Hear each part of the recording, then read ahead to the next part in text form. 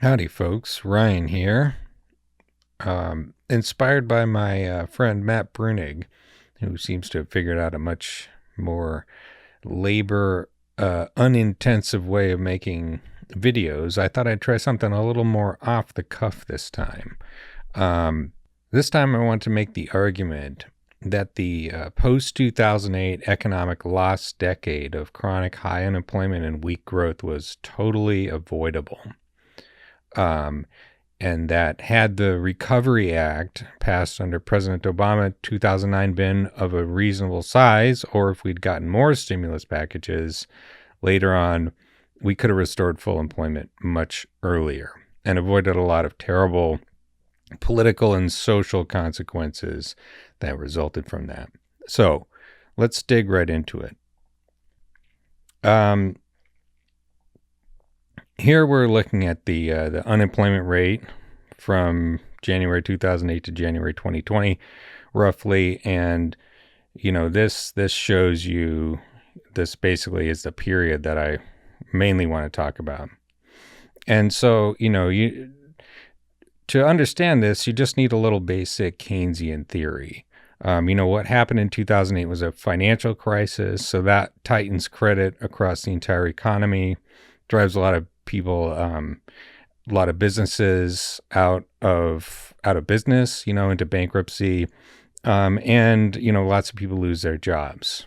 And what happens when that something like that occurs is lots of businesses that depended on the employees who just got fired, they lose money, they lay people off, and so on and so forth. And then also, in the case of the 2008 recession, it was caused by a housing bubble.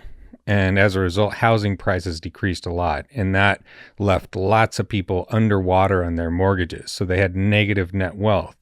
And when that happens, people tend to really cut back on their spending. Their credit rating goes down, and they take a big financial hit, and they pull in their horns, and they try not to spend. And that has the exact same effect as, people losing their jobs. So we can see, here in January or 2007, unemployment is trucking along about 4% ish. When things start getting bad, it shoots up and up and up and up and up. Peaks in October 2009 at 10%. And that's the process that I've just been talking about. It's a self-perpetuating collapse in spending that feeds on itself. And so Keynesian theory also holds that the government can step in to fix a problem like this by spending. They can step in with a stimulus package.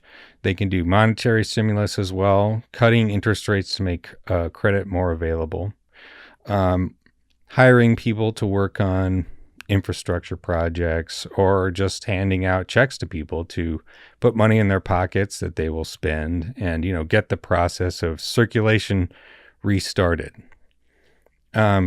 Obviously, when you're doing something like this, it's best to try to get something useful out of it. Build schools, bridges, airports, whatever you want.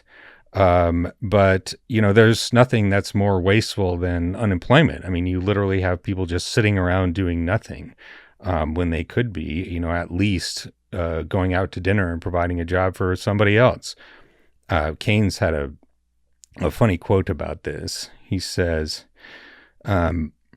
quote, "If the Treasury were to fill old bottles with banknotes, bury them at suitable depths in disused coal mines, which are then filled up to the surface with town rubbish, and leave it to private enterprise on well-tried principles of laissez-faire to dig the notes up again, the right to do so being obtained, of course, by tendering for leases of the note-bearing territory, there need be no more unemployment, and with the help of repercussions, the real income of the community, and its capital wealth also, would probably become a good deal greater than it actually is. It would indeed be more sensible to build houses and the like, but if there are political and practical difficulties in the way of this, the above would be better than nothing." That's just kind of, a silly thought experiment to show you the waste of unemployment. So, When the initial crisis hit, there was a short consensus that around the Keynesian remedy, we need to pass a big stimulus package to get the economy, out of this death spiral and get things moving again. And that actually happened with the Recovery Act, American Reinvestment and Recovery Act, I think it's called, passed in February 2009. Roughly $830 billion stimulus passed in February, and we can see the effects right here. We're in March. The recession is shooting up, but as the money starts to go out, it peaks, and then we start coming back down. But as you'll notice, it only comes back real slow. We're all the way back down. Here's the end of Obama's term here in 2016, and only then are we getting back to where we were in 2007, which isn't even all that good. You would think, maybe we need another dose. Maybe we need to do another stimulus of some sort. But no. There's an alternative theory starting in roughly early 2010 that actually the problem that we have was the deficit. We need austerity. We need to cut the borrowing of the federal government. We need to reduce spending. And there's a big paper by Carmen Reinhart and Ken Rogoff, Growth in a Time of Debt. And this paper basically looked at a bunch of countries and found, that when the debt to GDP ratio, basically the amount of debt, when that reaches up to 90% of your gross domestic product, your GDP, then that's really tanks your growth. And so this paper was a sensation. People maybe don't remember this, but it was all over the news, and it helped cement a consensus that the time for stimulus was over, even though, looking here, 2010, unemployment is still 9%. Doesn't get below 9% until 2011, late 2011, October. And yet this consensus took hold. And so everyone started talking about austerity. Everyone started talking about ways to cut the budget deficit. And it should be remarked that this is exactly the same thing as what conservatives said in the Great Depression. We need to raise taxes. We need to cut spending. That'll increase confidence in the economy. That's what will fix the problem. And that is more or less what happened. We passed a number of austerity measures, and no more stimulus, more importantly, and the budget deficit was closed. Here's another chart here from the St. Louis Fed. It bottoms out in 2009, a deficit of 1.4 trillion, and then slowly cuts back down. 2015, starts going back down in 2016. But this is the big period right here. Major cut in the budget deficit, thanks to these measures and the lack of stimulus as the economy sort of gradually recovered. But looking back at our unemployment chart, unemployment stayed high for so long, and then when we finally got a little bit of momentum in the economy, it just kept going lower and lower and lower and lower all through. Remember, Trump's elected in 2016. Here's Trump. One thing they did, the only big policy passed, by the way, by the Republicans, was a giant tax cut for the rich, and that gave, little scraps for the poor and the middle class. But, that is stimulus of a sort, and it did seem to kind of juice the economy a little bit, and we got unemployment all the way down to 3.5% by January 2020. That was the lowest rate in many years. Maybe even more striking than the unemployment figure is the growth figure. So here's a chart that I've made myself here, a very simple chart. Basically, you have here in this red line, this is the growth real GDP, inflation-adjusted GDP per capita from 1947, which is when these statistics start, all the way to 2019, before the pandemic. And you can see from 1947 to 2007, we have this consistent trend line. And so I've mapped the trend line here, going all the way to 2007, where it starts to break. These dotted lines are what we actually got. And the pink line is what we would get if we had just followed the previous trend. And this gap here is about 15% of GDP. That's bigger than the economy of California and Virginia put together, just for 1 year. So this is a massive, massive economic waste. Not so much in the sense of like wealth lost, I would say, but the unemployment, the number of people who just had no jobs for year after year after year. So fast forward a couple of years, 2013, we've got a critique of the Reinhardt and Rogoff paper. Does high public debt consistently stifle economic growth? By a bunch of University of Massachusetts Amherst economists. And they find that they basically cherry-picked their data. They had some weird weighting, and they had some Excel errors in their analysis that completely screwed up their findings. Basically, the whole paper was bogus. And they got the causality backwards. Basically, it isn't that high debt to GDP causes low growth. It's that low growth causes high debt to GDP because the economy isn't growing fast enough to get out from under the growing debt. And weirdly, during this time, over the next few years, as this growth catastrophe by the own premises of these austerity people happened, there was no reflection. There was no sense that, boy, we've really screwed this up. This is a terrible emergency, and we need to do, something about it. It was all just a pretext from the start.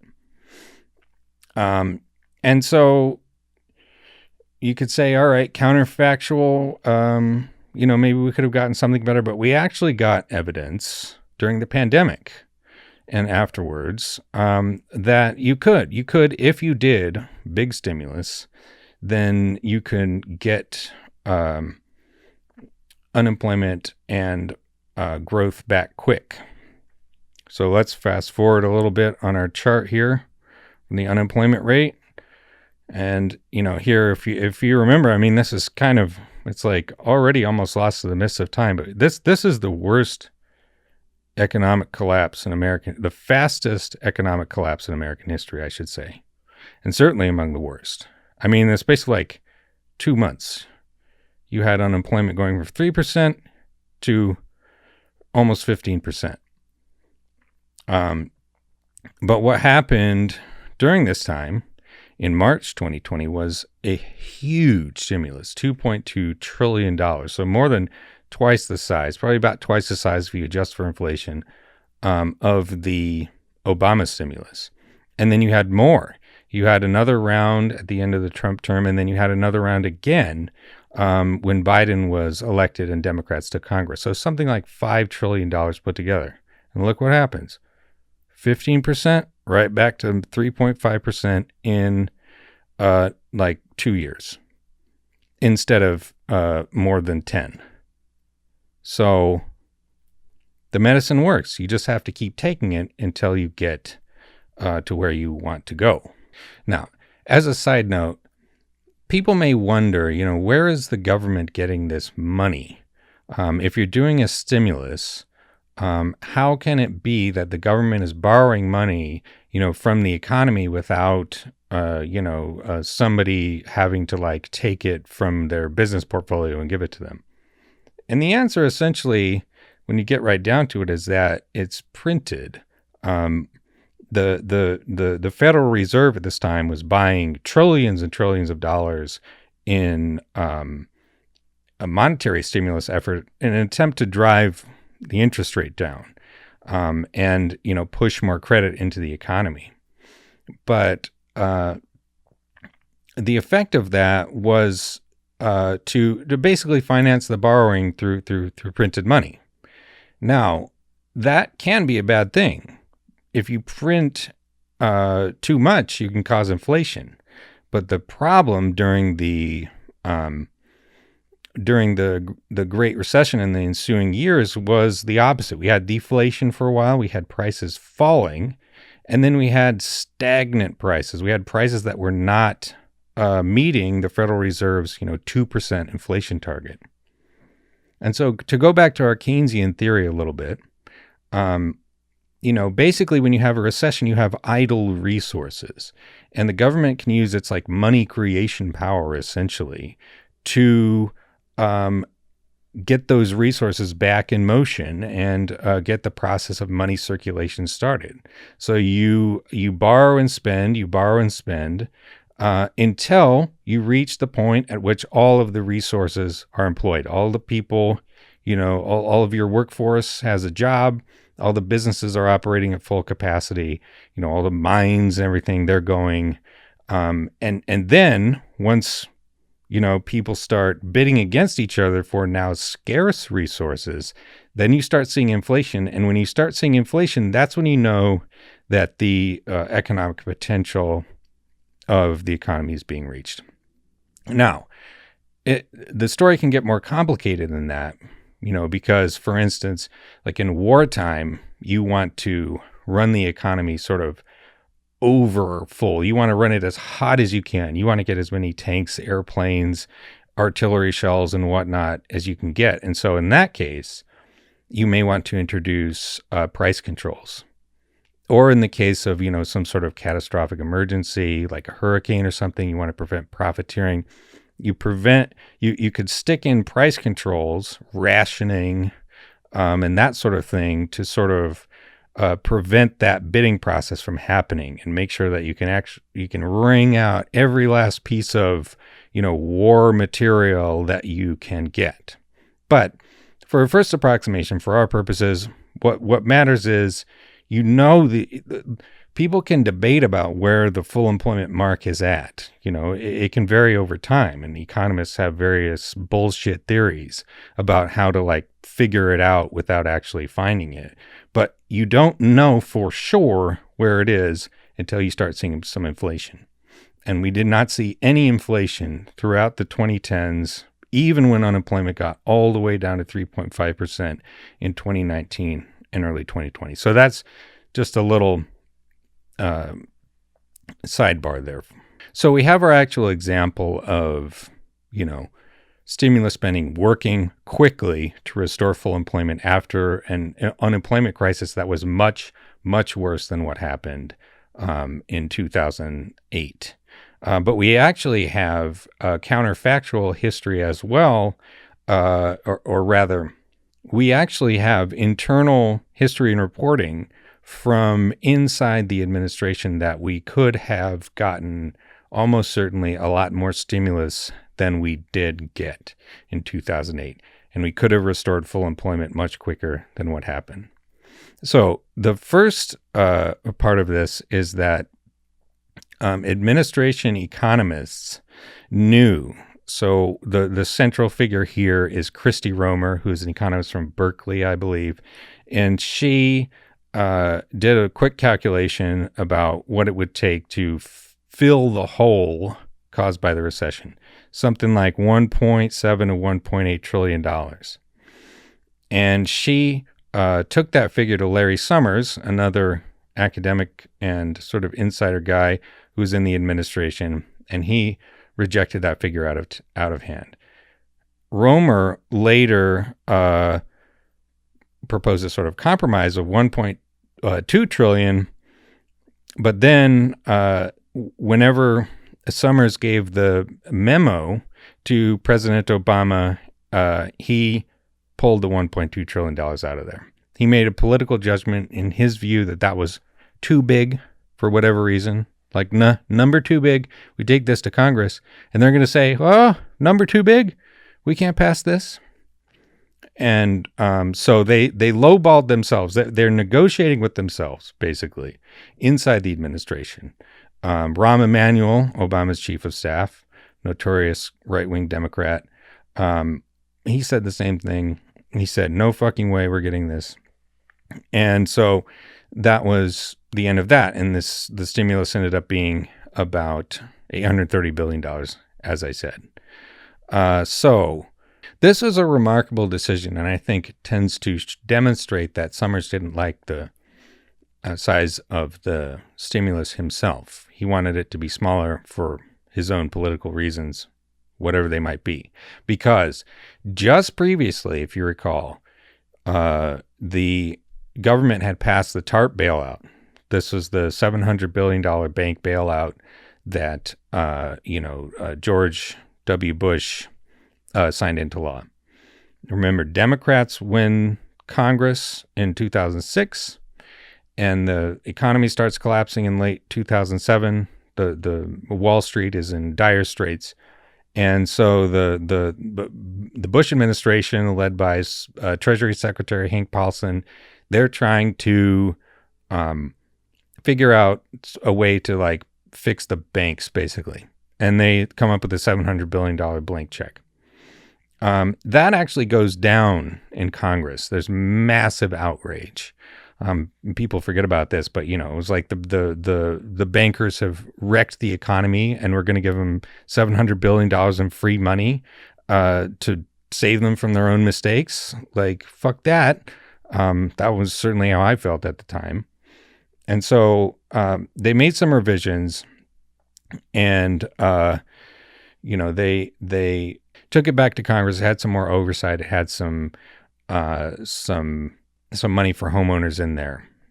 And they figured that because Obama would be in charge, that it would be, basically a good deal.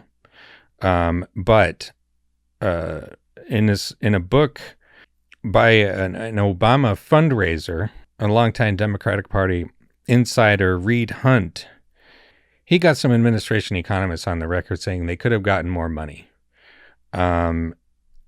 Austin Goolsbee, who's another administration economist, this is just an article I wrote a while ago.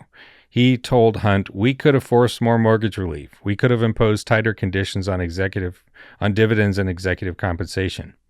They just didn't do that because they thought it would be irresponsible to leverage the crisis to obtain, political outcomes, like, holding people who caused it responsible." At any rate, the second $700 billion bailout was and remains incredibly unpopular. And the reason they got it through is because when the first one went down, the stock market tanked. It fell like 800 points in one day. And, there was a perception that it was an emergency, that we had to get something through, and it better be pretty generous. And, if nothing happens, then the whole economy is going to melt down. And they use that to just force through this thing that was just ridiculously generous towards the banks. They didn't try that strategy with the stimulus package. They could have said, listen, our economists are telling us that this thing needs to be $1.8 trillion. In fact, it ought to be $2 trillion, or maybe you ought to give me, an extra $200 billion just in case, that I could spend. If unemployment is still above 6% in 2 years. You could have had triggers in there that would just keep doling the money out so long as the weak economy lasted. But they didn't do that. They negotiated with themselves, and then they took a proposal they knew to be inadequate to Congress and just sort of helplessly asked them to do that. But if they had played hardball, if they had said, no, give me a stimulus that's as big as the hole it's supposed to fill, or I'm going to veto it, it could have been much bigger. I think that's almost certainly true, because we just saw it a few months before the Recovery Act passed. Moreover, Hunt also says in his book that is really worth reading, by the way. Good book. Real window into how elites in Washington think. He had a number of ideas to increase the size of the stimulus, the effect of it, rather, without increasing the sticker price. So you could do a number of things there. You could game the Congressional Budget Office window. So this $830 billion figure, it's calculated by the Congressional Budget Office over 10 years. And this analysis that the CBO produces is very important for stupid reasons in DC. But one thing you could do is you could do big time stimulus at the beginning of it, the first 5 years, and then you could put some tax increases in the back end that would counterbalance, that would raise revenue. And these numbers are largely made up. Nobody really knows what the economy is going to be doing in like even a year or two out, much less 10 years out. And CBO estimates are often incredibly mistaken. But, you could basically rig the window and get some more bang for your buck that way. Or you could use the federal government's incredibly low interest rate that it was getting, especially back in those days, to refinance state and local debt. So states and municipalities have a fair amount of debt a lot of times, and that debt is usually fairly high interest compared to what the federal government pays. So you could just refinance all that stuff like you refinance a mortgage on your house, bring their payments down, and that would reduce the amount of budget cuts that the states and municipalities would need to do. Or you could do a infrastructure bank, a green infrastructure bank in particular. That was Reed Hunt's baby, and in fact, he is the one who pushed through a very similar idea in the Inflation Reduction Act. So he's been at this for a while. But according to the CBO rules, if you appropriate money for an infrastructure bank like that, you can do a 10-to-1 lever on your spending. Basically, you appropriate $1 and you can loan out $10. So that gives you a 10-to-1, or it's $9. Yeah, you give whatever it is. It's like a 10-to-1 bonus on your appropriation dollar. If you appropriated $100 billion for a green infrastructure bank to accelerate the transition away from fossil fuels, to tackle the greatest emergency in the history of humanity, and you can get $1 trillion of effective stimulus out of that. Hunt took those proposals before Summers, before Tim Geithner, the Secretary of the Treasury, before Peter Orszag, who was running the Office of Management and Budget. They all just dismissed his ideas out of hand. None of them got in there. So the reason the Recovery Act wasn't big enough was because key administration figures didn't want it to be big enough. They didn't like the idea of that much stimulus, and they were quickly pivoted to cutting the deficit. They didn't believe in the Keynesian remedy, even though we know now for a fact that it does work. And in fact, we might have gotten off lucky. People forget this too. But in 2011, when Obama was trying to get a grand bargain to cut the deficit. And remember, so here we are, July 2011. Obama is putting massive cuts to Central Democratic Party programs, the core of Democratic achievement over the last, 60 years. Medicare, Social Security, Medicaid, and he is putting sweeping cuts to these programs on the table. Trillions of dollars in cuts. $4 trillion in net deficit savings, which would be mostly cuts. And in July 2011, 9%. Unemployment rate is 9%. And there's an election coming up in the next year, and this is what these jokers were thinking about.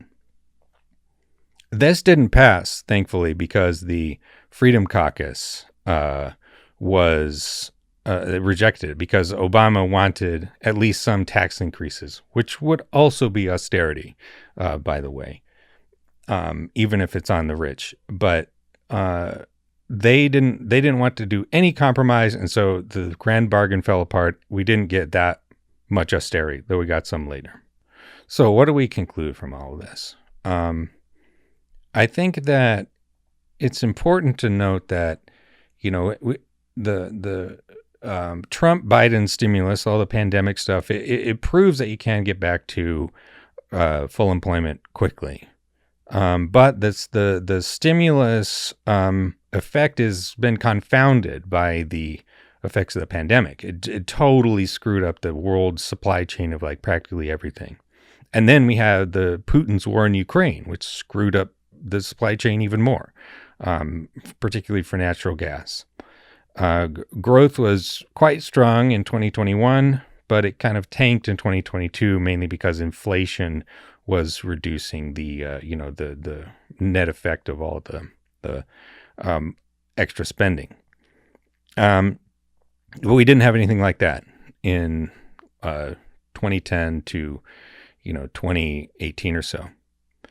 It is totally beyond question at this point that a proper size stimulus would have restored full employment by 2010, 2011 at the latest.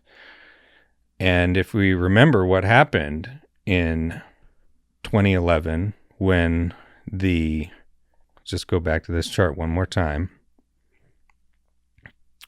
In 2010, election day 2010, unemployment rate is 9.8%. Democrats suffer absolutely devastating election. They lose control of the House of Representatives and like 600 seats at the state level. Just a total wipeout. And Republicans use that to gerrymander the hell out of every both congressional districts and state legislative districts. And the result of that was that when the 2012 elections roll around, the Democrats actually win a majority of the votes for the House, but the Republicans still get a 33 seat majority. They lose the popular vote by 1.1%, but they get a 33 seat majority, and that is because of the gerrymandering. So, if we'd had a proper stimulus right from the start, unemployment would have been, I don't know, 5, 6, maybe 4% if we really went ham on it by election day 2010. Dems might have lost the House, but they wouldn't have gotten absolutely killed. They wouldn't have lost 60-odd seats. I think it was 63 seats. The Republicans would not have had nearly the ability to gerrymander. And certainly by 2012, Obama would have won a bigger victory and Dems would have for sure recaptured the House. And, who knows what the possible positive consequences of that would have been. But I think that we here today would be in a lot better position than we are now. But anyway, that's it. Tell me if you like this video. I'm not as good as Bruenig at doing this off the cuff stuff, but tried my best. Suggestions welcome in the comments as usual. And you like the channel, you can subscribe to my newsletter or order a copy of my book. Or otherwise, just thanks for watching.